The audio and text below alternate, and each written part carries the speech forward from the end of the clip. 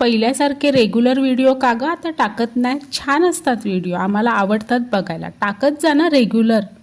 काय सांगू तुम्हाला, नाही जमतो आता पहिल्यासारखं टाकायला. तरी त्यातल्या त्यात कधीतरी मग वाटतं की नाही, ट्रायपॉड घ्यावा, आपले व्हिडिओ शूट करावा आणि मग घेते, एखाद दुसरा व्लॉग बनवते, एखाद दुसरी रेसिपी बनवते.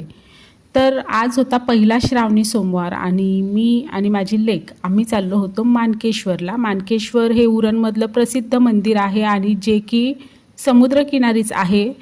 तर दर्शन झाल्यावर आम्ही समुद्रकिनारी आलो आणि बघितलं तर काय बापरे, दर्याला खूपच उधाण आलं होतं.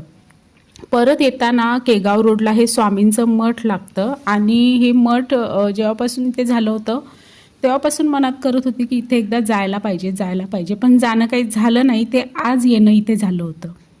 केगाव रोडवर, अगदी रोडवरतीच आहे हे मठ आणि छान आहे, हिरवाईने नटलेलं आहे. भरपूर झाडं इथे लावलेली आहेत आणि स्वामींच्या मठात आल्यावर तर काय शांत समाधानी वाटतंच.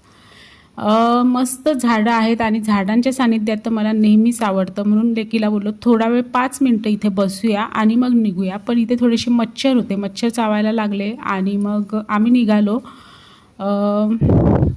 मठाच्या परिसरात खूपच छान असं झाडं लावलेली आहेत. दर्शन झालं आणि मग आम्ही घरी जायला निघालो.